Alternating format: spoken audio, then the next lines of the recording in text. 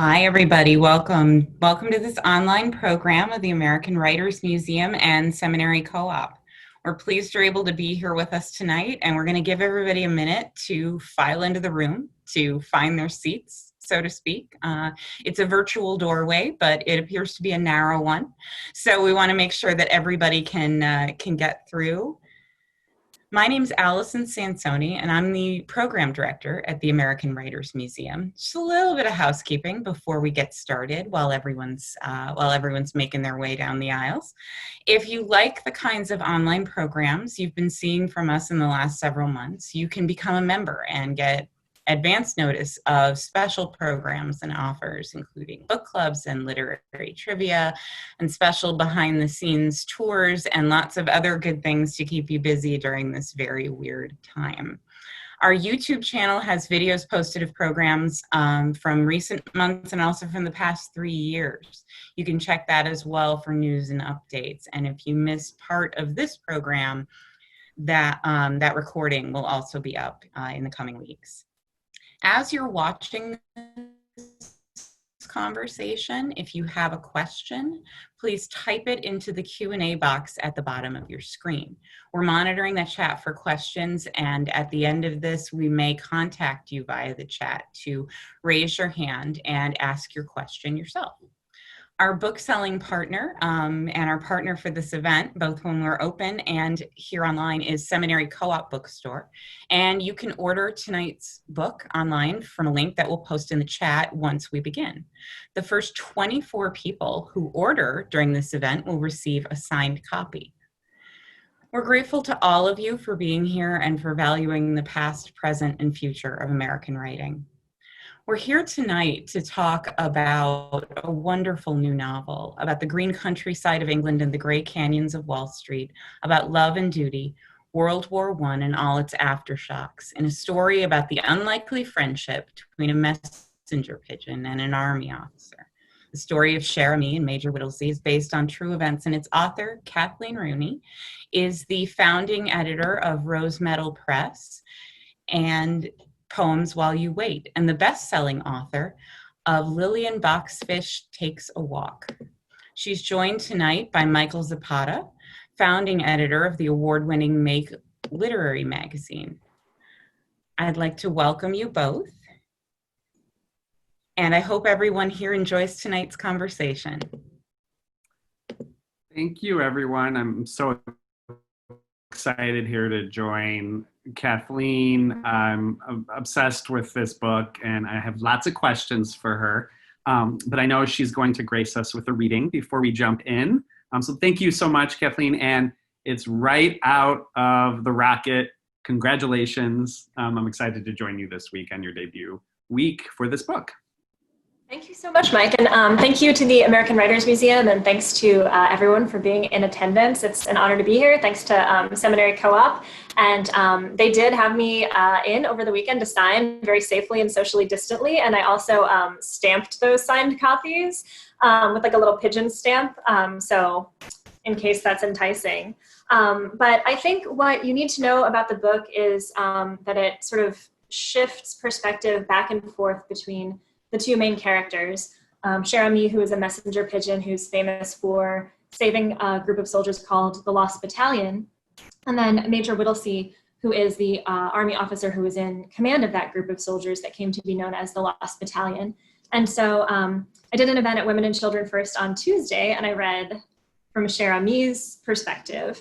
And so I thought tonight I would give Charles Whittlesey a chance. So you're going to hear from Charles Whittlesey when he's training sort of these new draftees and kind of struggling with his position as someone from sort of the upper class who's going to be a commanding officer, but he's going to work with all these working class guys and have to make them into a cohesive unit. So here we go. I did not consider myself a snob, though the conscripts regarded every officer to be one by default, and they had their reasons. But I was astonished by the gulf between the concept and the reality of the drafted men pouring into Camp Upton. In training, we learned that the Army was deeply committed to the popular understanding of Americans as durable individualists, hardy descendants of pioneers. Their eagle eyes would make them sturdy riflemen. Their rugged, This would show those womanly Europeans wasting in the trenches a thing or two about initiative. But as my fellow war hero, Sergeant Alvin York, would later quip, for every turkey-shooting frontiersman who reported for duty, there were hundreds of city boys who'd never held a gun in their lives, and who, when called upon to fire one, missed everything but the sky. And that, I should add, was when they could get rifles at all. The Army, chronically undersupplied, often had our men drilling with broomsticks. Some of the recruits alighted in the station bearing tennis rackets, bathing suits, and bathrobes as if they expected to be guests at an elegant resort. Others might as well have been refugees, short, gaunt, hollow of eye and cheek. Plenty were illiterate. Upon their arrival at camp, many received adequate dental and medical care for the first time in their lives. Ditto nutrition. They feasted on cantaloupe, fried liver, cornflakes, creamed cauliflower, chili, pudding, stewed peaches, and iced tea, animals fattening for the slaughter. Many were animalistic in other ways. Even had he not later given me countless reasons to remember him, I would never have forgotten the figure that Philip Zapaglia cut on arrival, stumbling off the train in a red silk shirt and a pink bow tie, a sweaty Valentine still drunk from an all-night wedding reception in Little Italy. The other Bronx men in the battalion called him Zip, so that's how we all came to know him. It was, I later learned, a derogatory term, one that Neapolitans who'd been in the States for decades applied to newer immigrants from Sicily, supposedly because their Italian was too fast to understand. When I first tried to address him, I discovered that Zapaglia could only speak 3 words of English, 2 of which were Merry Christmas, and the 3rd of which was fuck. These were the men who would make up the 77th Infantry Division of the United States Army. They came from a total of 43 countries, which earned us our nickname, the Metropolitan. Well, Captain, McMurtry said as we stared into that melting pot. We've got to get him from all the right boss to very good, sir, and we've got to do it double time. At roll call tomorrow, I said, I'll explain that in the trenches, the order to duck will be given in English, and if they don't understand it, their heads may be blown off. Attendance at English classes among my men was high, but I'm sorry to say that many of their heads were blown off anyway. In the barracks that first night, the new privates swore like virtuosos and urinated out the windows. After lights out, they parted the dark with belches and barking, yelled conversations, real and mock farts. McMurtry, whom I studied closely in my search for a leadership style, did not resort to the screamed vulgarity favored by many of the sergeants, engaging the men instead with a perpetual finesse, one that allowed him to mix and joke with them well, but still assert his superiority and bend them to his will.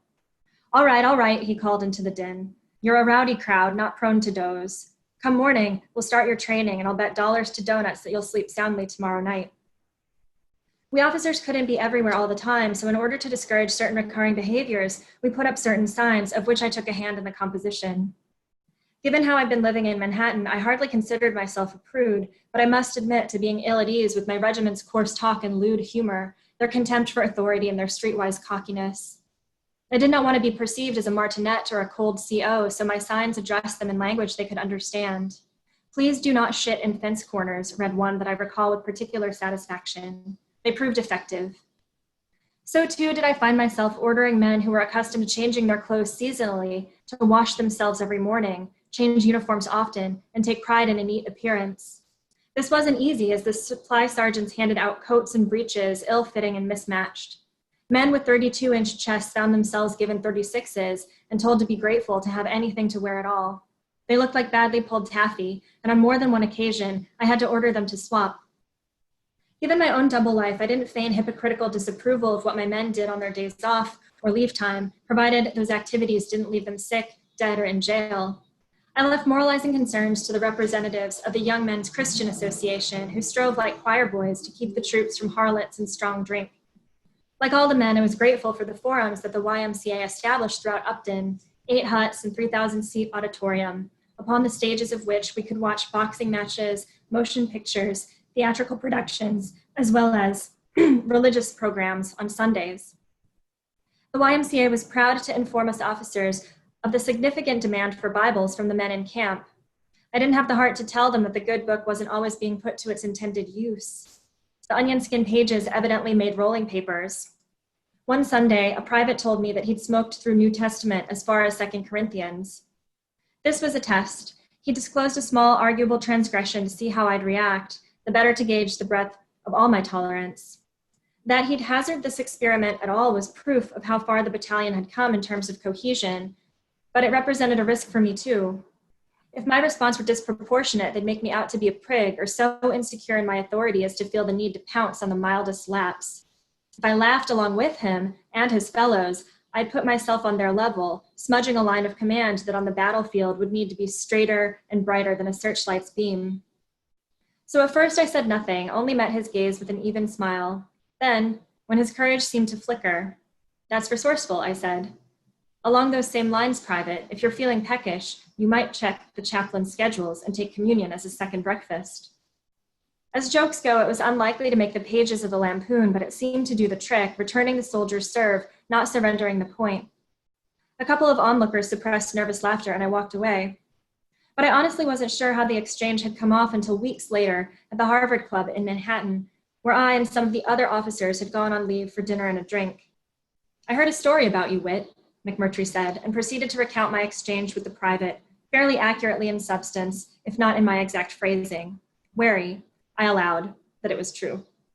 And if you want to know what else happens, like can Whittlesey command the men, it's all in here. That was early in the book, so I'll leave it there and we'll have our conversation. Kathleen, I absolutely love that excerpt, and I have so much to say about the myth of war versus the reality of it. But thank you, everyone, for joining us. Cher and Major Whittlesey, it made me go digging through my books. It's rare that you read a novel and you finish it and you want to go dig, and you want to go dig through books that you've read before.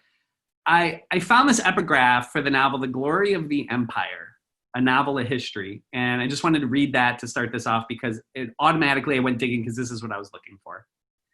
The epigraph is, history is a novel that happened, and a novel is history that might have happened. And that is by E. and J.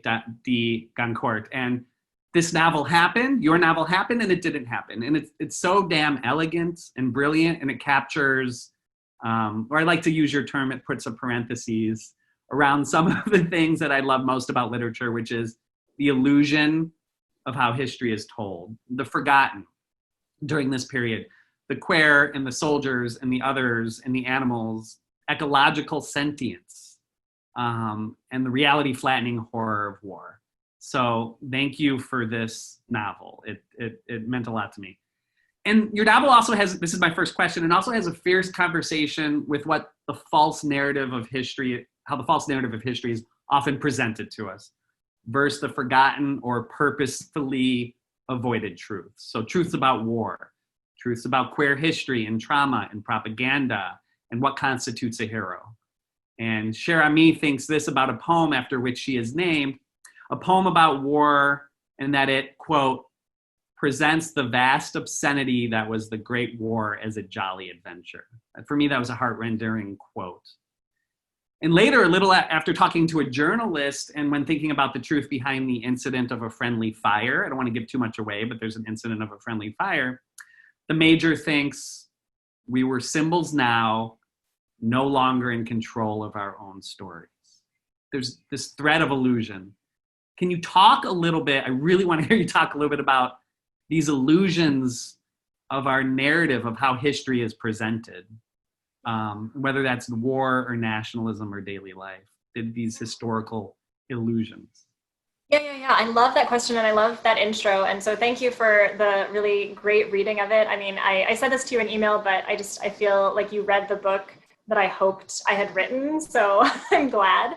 You're absolutely right. Yeah. So, and I think your use of that epigraph kind of frames my answer really well. And so I think one of the things, I have it, so I'll hold it up. I mean, one of the things that keeps getting commented about, because it's strange, is that this book is partly narrated from a pigeon's point of view. It's, those of you who haven't read it, it is, I just read first person Charles Whittlesey, but it's also first person pigeon.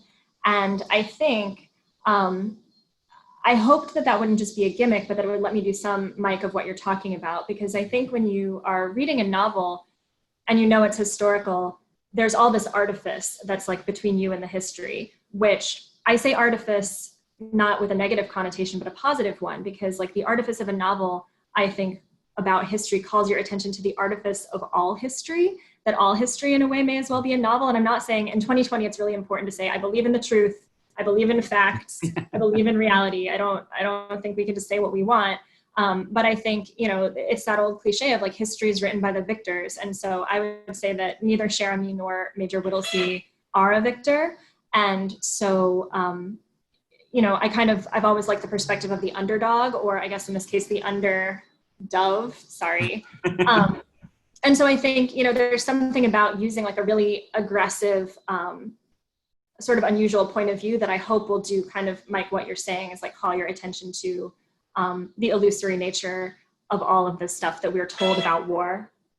Absolutely. And I love that because it's first off, the point of view from a pigeon, and I have a question about that too, but for me, it's a stroke of brilliance because it is the other. And it's very Western to think of animals as distinctly the other when there is sentience there. And I have a question about that, but I want to know, like, and you kind of answered a little bit, but I want to know, what do you think, given this context, what do you think a novel can do?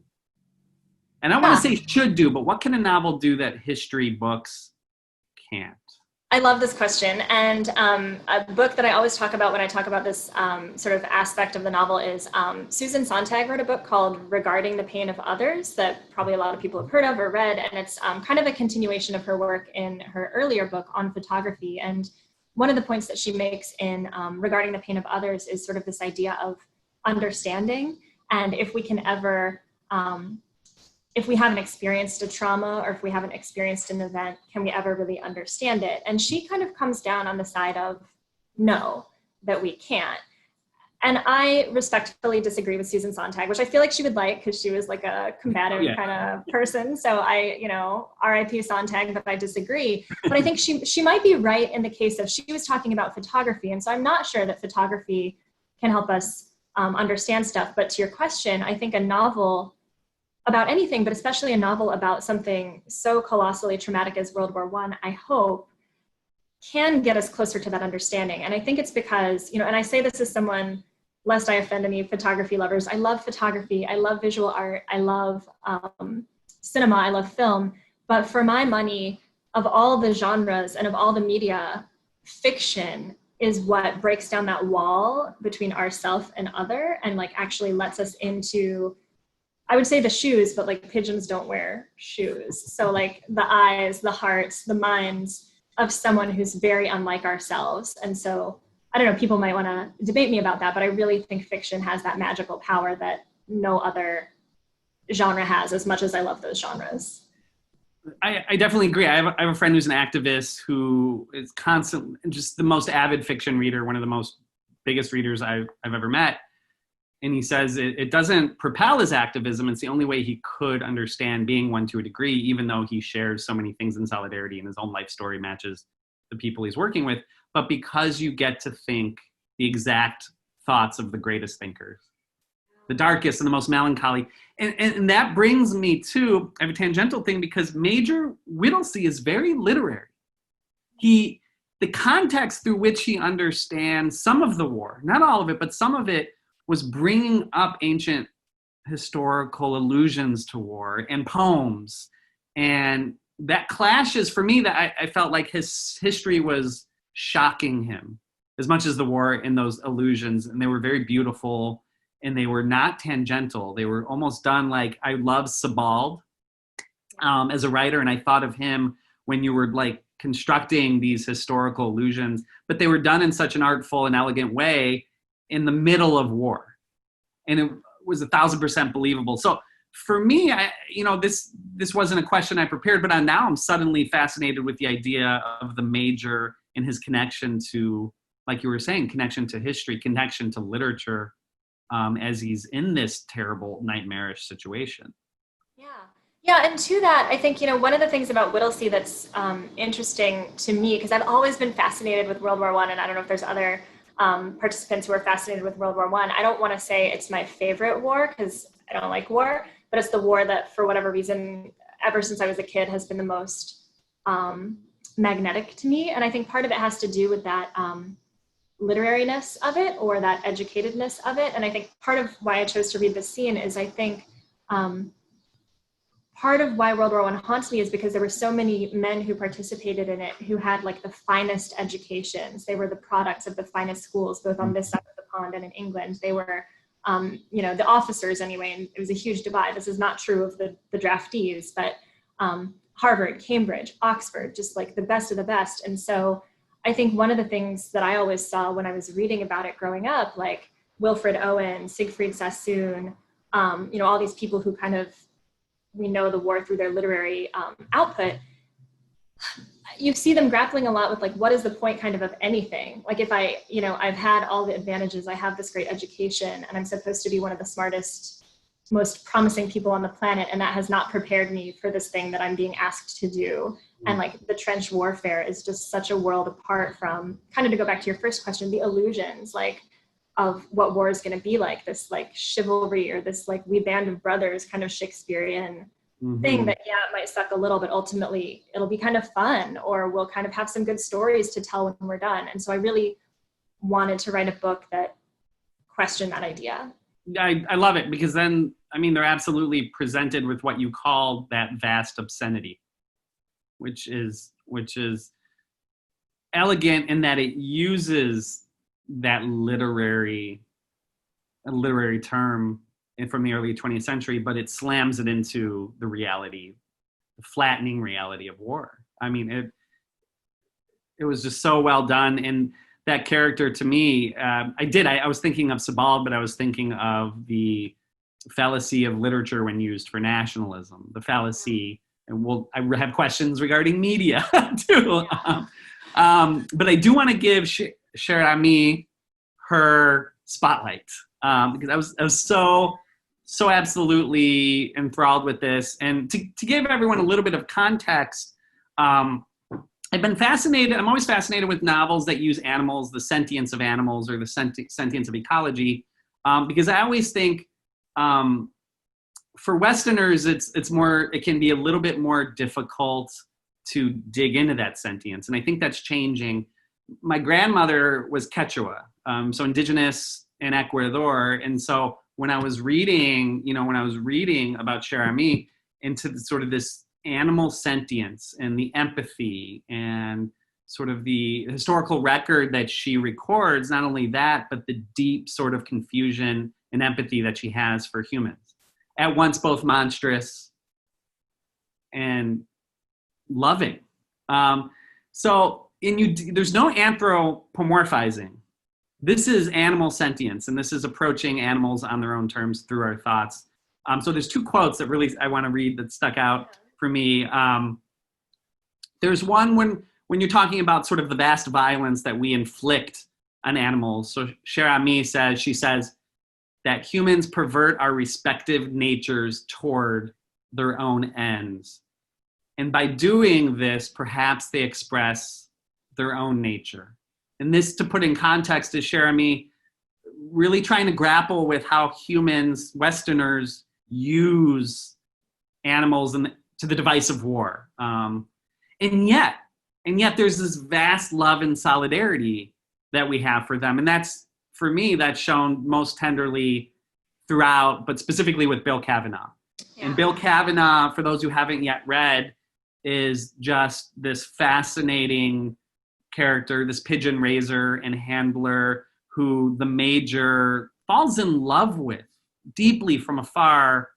And it's not even unrequited. It's sort of like an uncommitted love due to queer history, due to the regiment of militarism during World War I. So I want, I imagine you're getting questions similar to this all the time, but can you talk about human relationships with animals and the ways that you see it, and through the lens of Cher Ami, and also your own relationship to animals and specifically pigeons?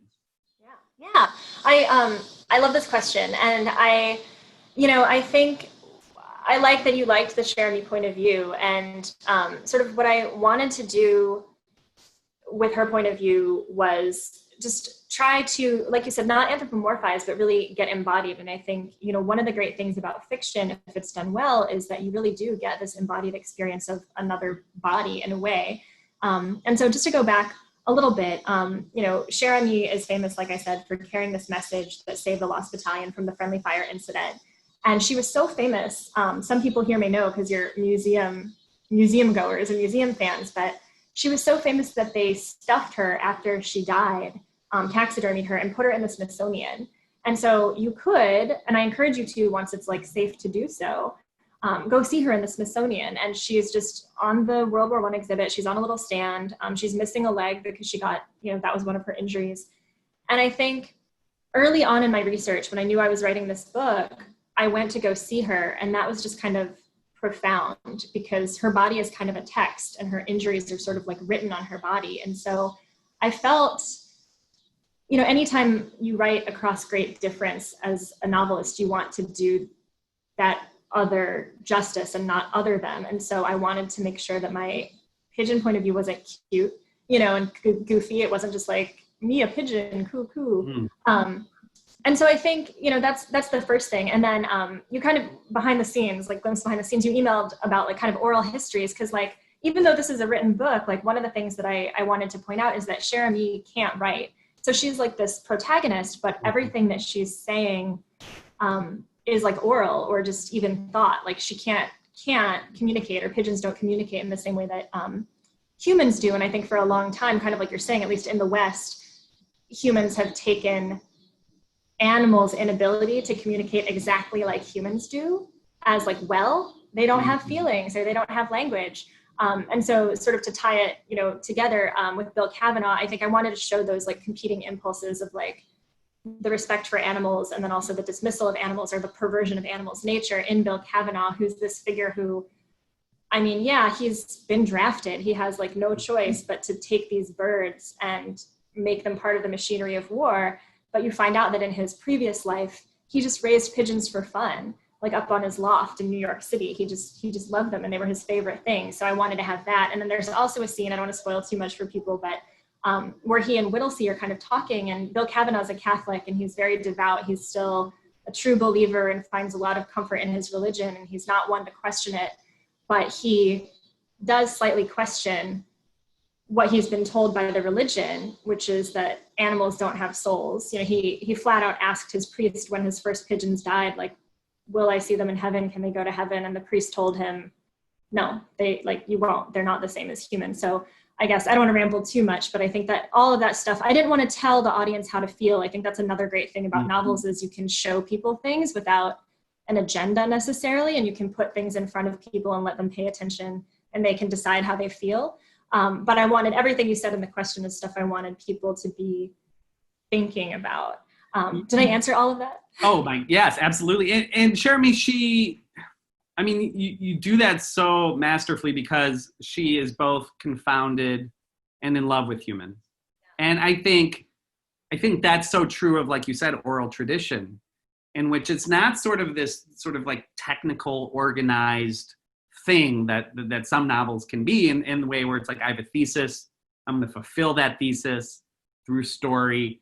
This is an actual at the heart of what the best novels do is they create this love and this confoundment. I'm suspicious of the term empathy. I think when you read a novel, you're feeling a certain amount of absolute nightmarish concern for humans or love. I'm always concerned about, and I think you, through Bill Kavanaugh's character, it was astounding to me how one character, when I was done with the book, could I don't want to say ethically, but can philosophically balance out the war.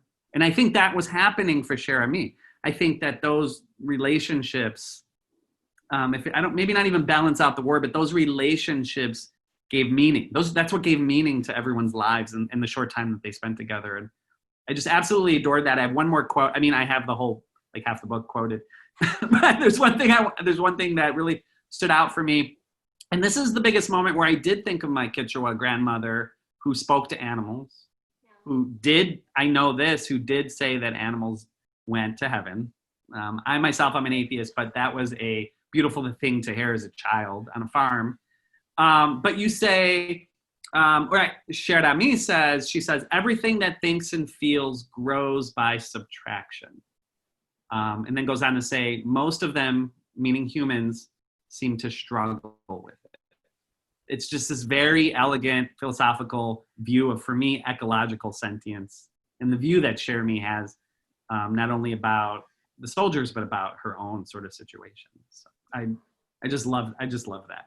I knew we would run out of time. We only have 10 minutes. So I also want to ask sort of your experiences digging into and researching what queer history was in the early 20th century Americas. You have the major who has unfulfilled love.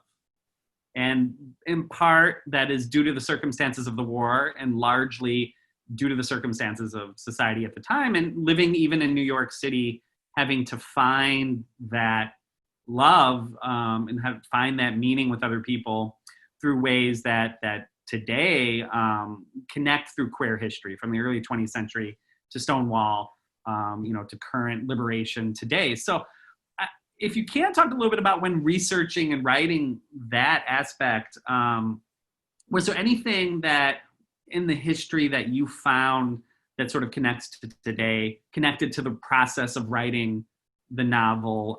Because this was fascinating for me too, that history was so carefully threaded through the pain that the major feels and the melancholy throughout the novel. Yeah, and I'm so excited to have a chance to talk about that. And I think a lot of people ask, if they know who Whittlesey was at all, which is not a ton of people, if I, found a document or could, have kind of that proof or that primary source that like Charles Whittlesey was in fact a self-identified gay man. And I don't have that. Like he was, not because he was gay, but just because that's who he was, a very taciturn, stoic person. And anyone who knew him and all the people reminiscing about him after he was gone pointed out what a sort of like still waters run deep kind of guy he was. And so I think he just didn't leave a lot of that. But I did see a lot of, material that seemed to indicate that he was part of this queer subculture. And even in his like, obituaries and things, there were all these like euphemistic language bits that if you study it, like there's a sort of, gay culture is often so much about doubleness and sort of surface and interior and what some people see and what other people see. And so there were all these kind of euphemisms that some people, if they were in on the queer subculture, would be like, oh, I see it, I get it. But like confirmed bachelor and never had time for the ladies and no woman involved and, things like that. And so that's kind of where I first became interested. And then I did a ton of research. There's all this great, New York City, cities in general have always been these places historically where queer people have felt, and just different people, artists, bohemians, just anyone, not only because of their sexuality, but because of other choices or other orientations, they feel they don't fit in their rural life or they don't fit in their small town or they want to kind of get lost in the crowd. They've come to cities, and of course Manhattan, and you mentioned Stonewall, it has this long history way before that of these subcultures and these gathering points of men and women who want to express their sexuality but know they can't openly. And so I think that was one of the things that I really wanted to do with Whittlesey's character. I didn't want to write him as like a tragic gay man who had self-loathing or who, couldn't accept himself. I tried really hard to write him as someone who kind of could. He was living this life. He had assignations. He went cruising. He was not necessarily aspiring towards some kind of homogenized, like I want to get married and have kids if only I could kind of thing. He was okay with it. Which I think is accurate to what I found in my research. It wasn't, being queer, even though it was oppressive, wasn't always this loss or this less than.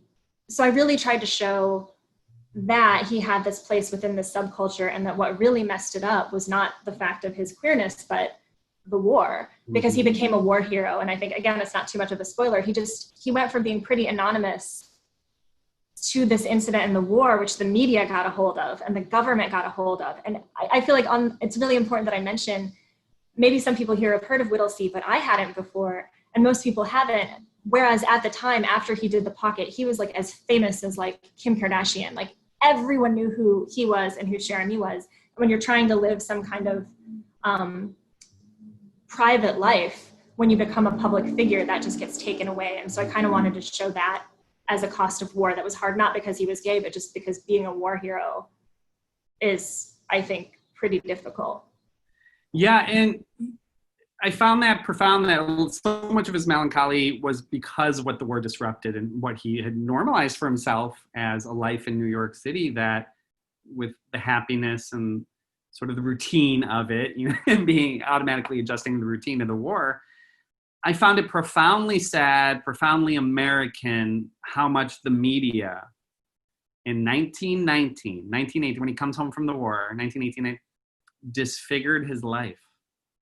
And the ways in which I don't want to give away too much, but there's this really wonderful conversation between a journalist in the know, or a journalist willing to share in the know, to what Major Whittlesey's life would become going home as a war hero, going home as a celebrity. And that inability to sort of reconcile the truth of what he had experienced versus the myth that he was being propagandized, being made propaganda as. I found that profoundly like American and sad in 1920 and 2020. Were you writing, and it's so hard to say, but did you have one eye in the past and one eye in the present? Because when you wrote it, I fundamentally started to understand, because I haven't read too many novels in which people are disfigured by media after World War I. So I found that fascinating. But to have that connection to today, that celebrity culture that disfigures the individual, disfigures all of us who participate in it. Were you writing in both timelines, or did this emerge because it's a natural American phenomena? Yeah, that's a great question. And it's one, it's early on, but I haven't quite been asked that yet. So I love that question. So yes, I was. I think, for much the same reasons, I also should pause here and say to everyone, Mike's book, The Lost Book of Adana Moreau, is so good, and you should get it. But your book, deals with kind of like sci-fi and, imagined worlds in that more, science fiction realm.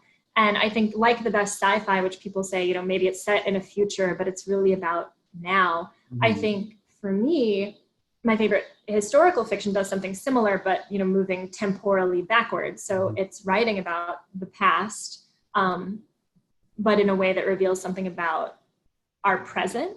And so I think, and of course, it's like the past is never past, that famous saying goes, but like everything about where we are today has its origins somewhere prior. And so, yeah, I think, I was fascinated by the fact that, I think Whittlesey, like you say, there's not that many stories of people whose lives get sort of disfigured by the media after World War I, because there weren't that many heroes. Like I mentioned in that passage, Alvin York, but because this war was so totally annihilating and just such a cluster on every level, there was minimal chance for what we define as heroism, right? When you're stuck in a trench and, lice are eating you and rats are eating your feet, you're getting trench foot, and you go over the top and get your head blown off within the first 10 seconds. How do you be a hero, right? That's not what we like to say as a hero. Whereas Whittlesey, just through all these sheer flukes and his personality in right place, right time, or wrong place, right time, becomes one of the only heroes that people can latch onto. And I think, kind of to wrap up my answer to this question, in the research, one of the things that broke my heart the most about Whittlesey, I think he was an incredibly compassionate, kind, thoughtful person. And I think the war wrecked him, like it wrecked so many people. And what broke my heart is that when he first came back, he thought with utter sincerity that he was going to be able to bring this message of peace. Like he took every chance he had to speak to like the Red Cross, the American Legion, the Williams Club, the Harvard Club, to try to say like, Americans aren't mad at Germany. Like if we met the Kaiser on the road, we'd give him a cigarette. And people got so mad at him when he said that. They wanted this bloodthirsty, his nickname was Charles Go to Hell Whittlesey, because supposedly he told the Germans to go to hell when they told him to surrender.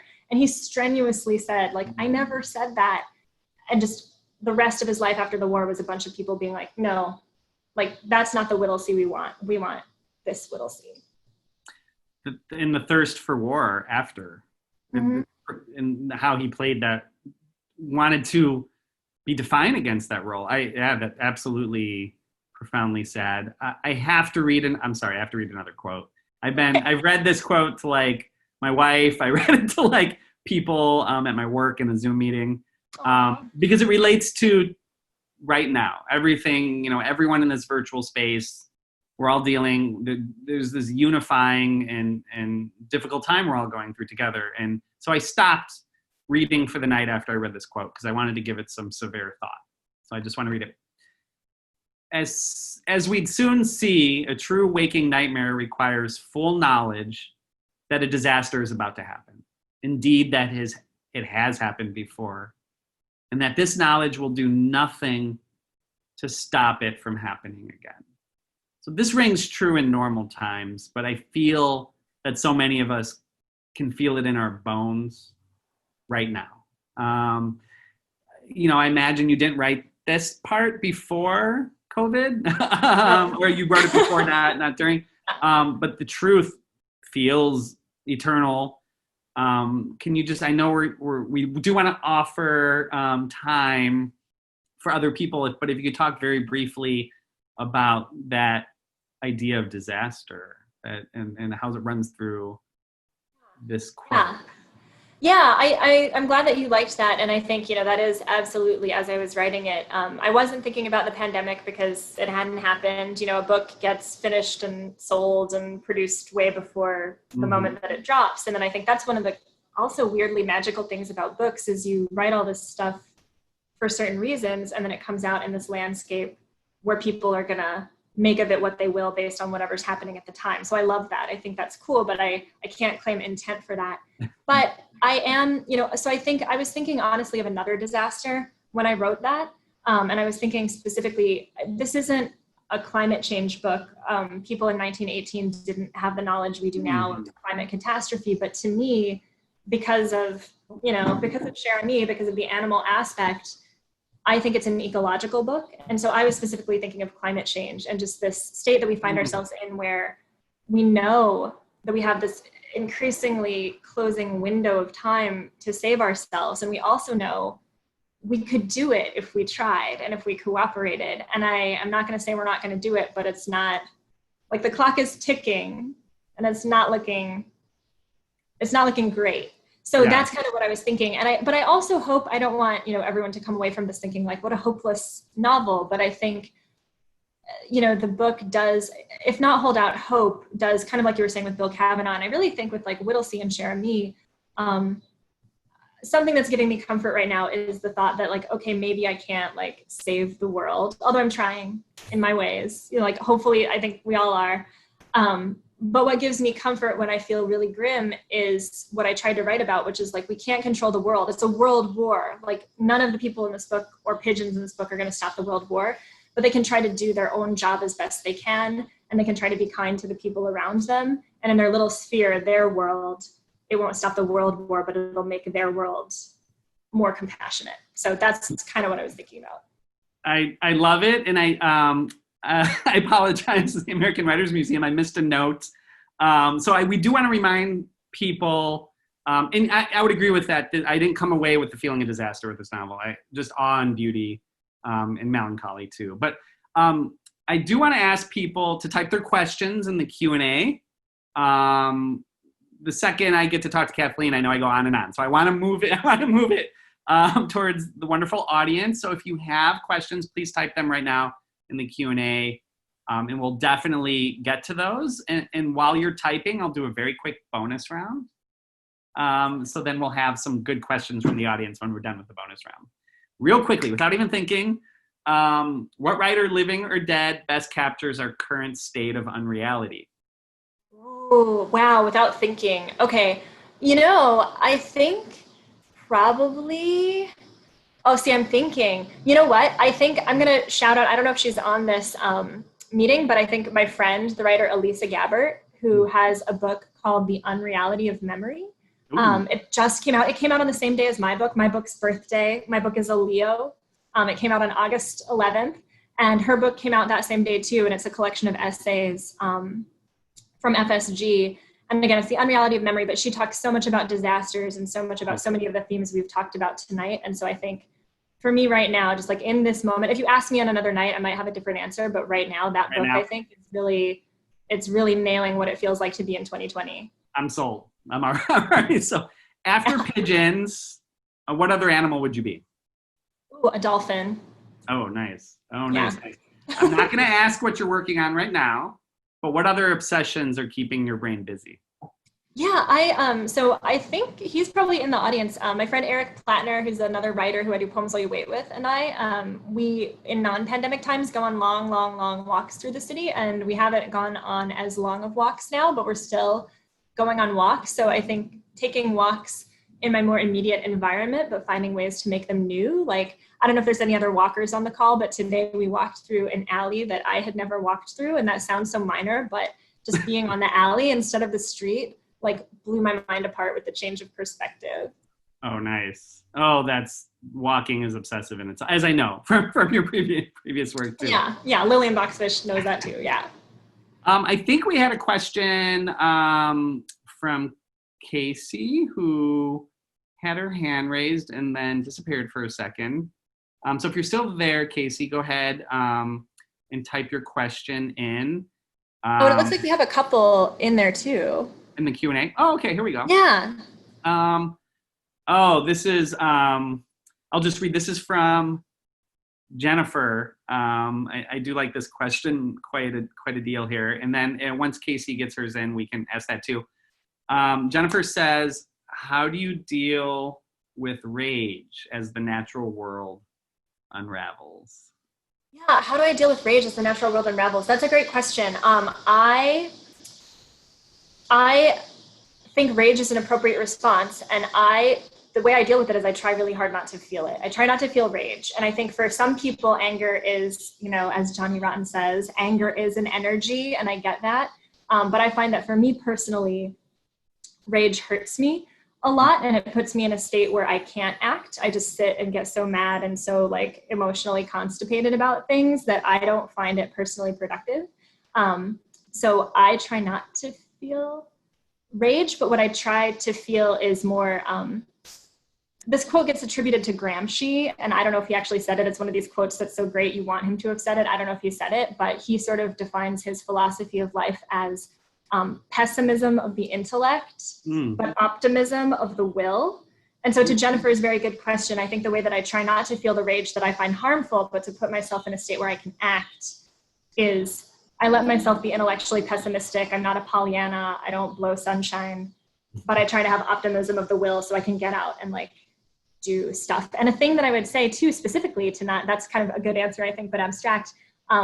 I've been getting more and more involved with a group called Extinction Rebellion, and they're not perfect, no group is, but I think I like a lot of what they're doing. So that is a place that I channel these emotions to actually go try to do something to help do what I can to slow the ecological disaster.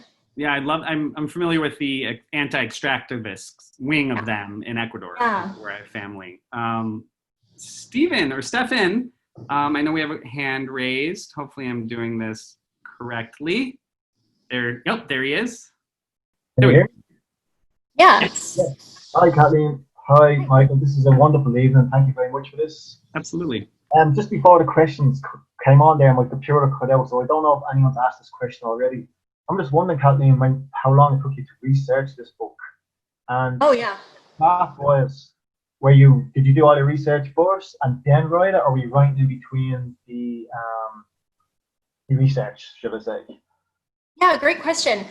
So it took me about like 2 solid years of research, and I am someone who I front load my research. Like I need a lot of good input to do the output. And so I typically, when I'm doing a research heavy project, will just like clear the decks and like summon my books to me. It's like the Tempest. I like call my books in and I get them all around me.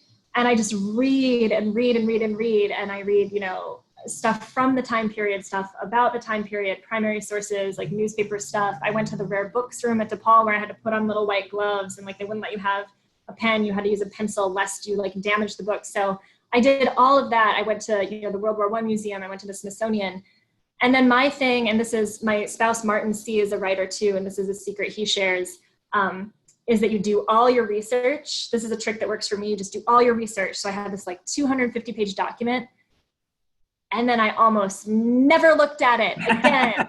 I just wrote. And then at that point, Stephen, to your question, I would only do additional research or pursue something in the document or go back to a book when I was writing something and got stuck or felt like I needed to double check myself or just like get inspired again. So I love that question.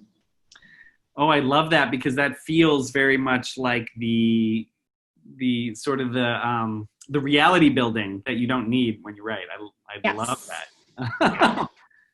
All right, we have a whole bunch of questions, so I know we want you guys, everyone could raise your hand, and I know that the American Writers Museum will assist us. Oh yeah, and if I can, I see there's one that I can answer really easy. Malcolm O'Hagan.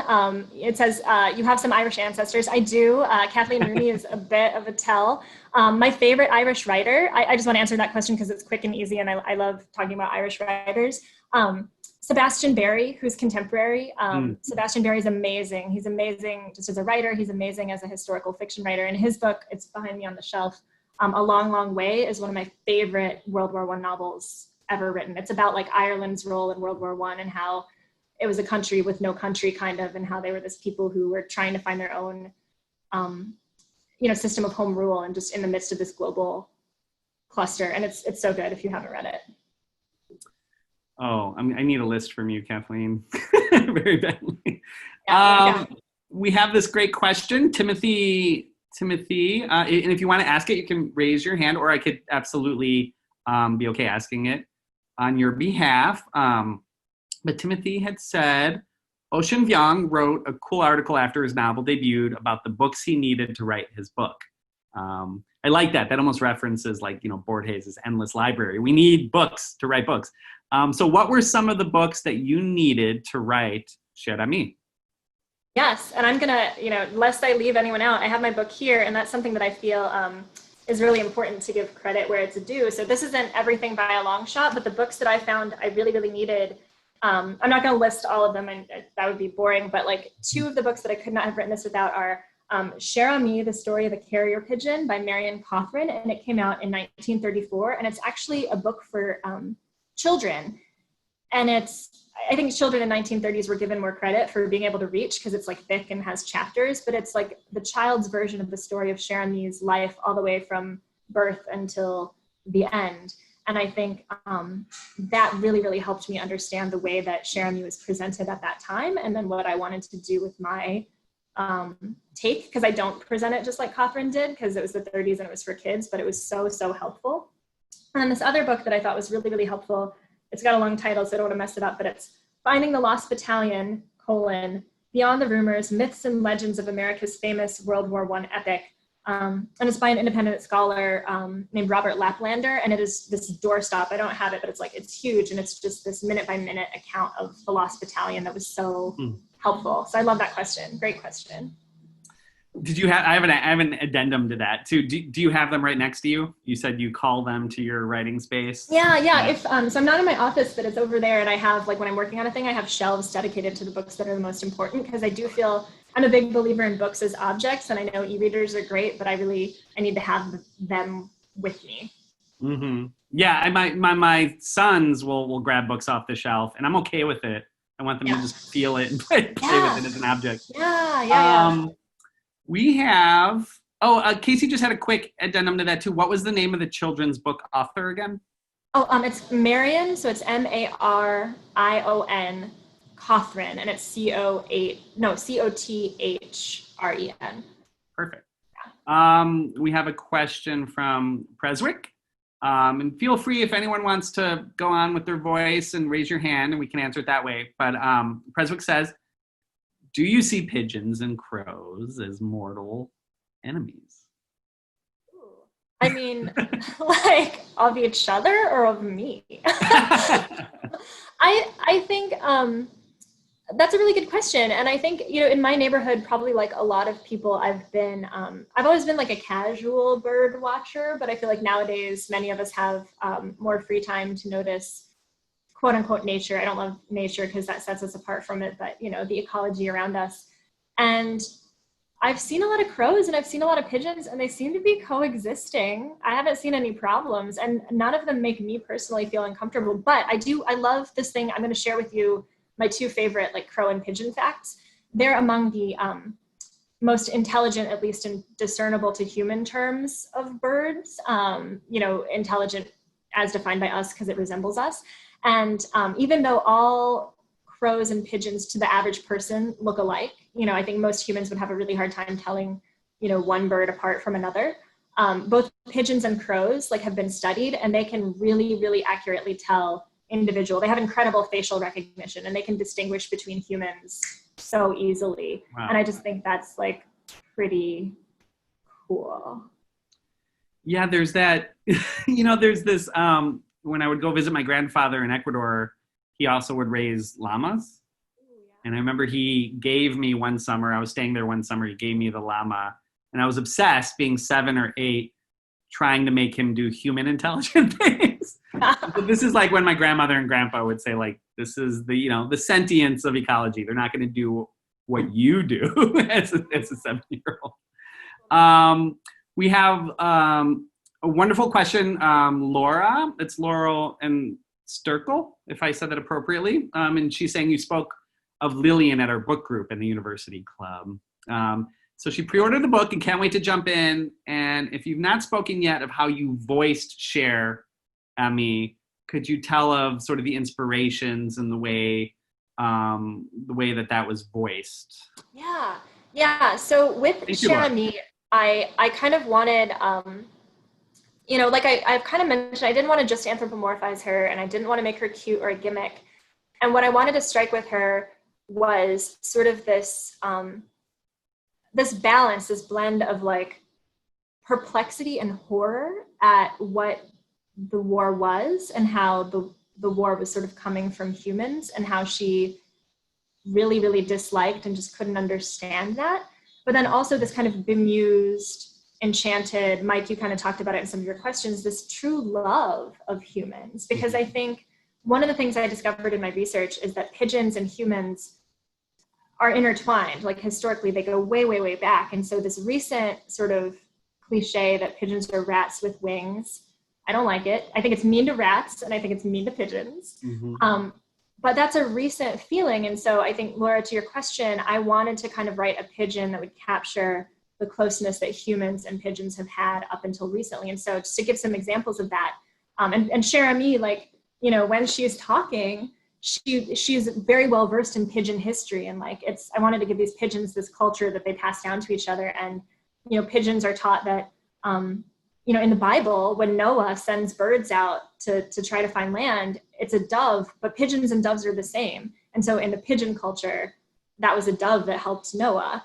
And then they're also aware of all these other things, like how, Genghis Khan and Kublai Khan, like, set up pigeon posts to sort of communicate from the Far East into Eastern Europe, and how, like, Caesar used pigeons to send messages during his conquest of Gaul. So I wanted to really create this.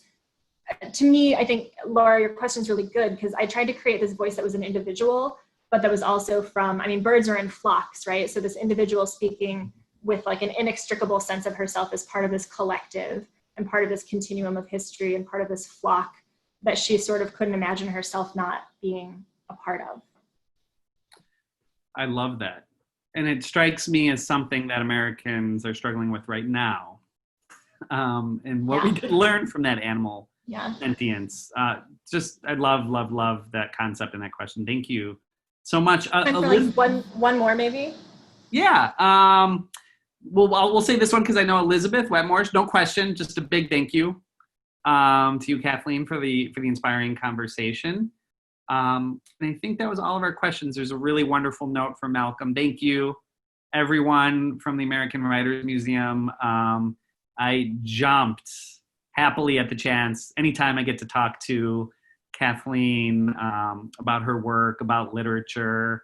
So it's been a joy. And I really, you all have to go. And if you haven't ordered this already, please do. There's no perfect books for the times, but it allowed me to create a little bit of time and space and reality away and also inside of our current climate, if that makes sense. That's what literature does. It allows us that space and time. And this book, although it's said 100 years ago, had done that for me right now. So I could not recommend it enough. And thank you, everyone, for all your questions. Thank you so Thank much. you to both everybody. of you. Thank you to both of you for being here and for such a wonderful conversation. We really appreciate it.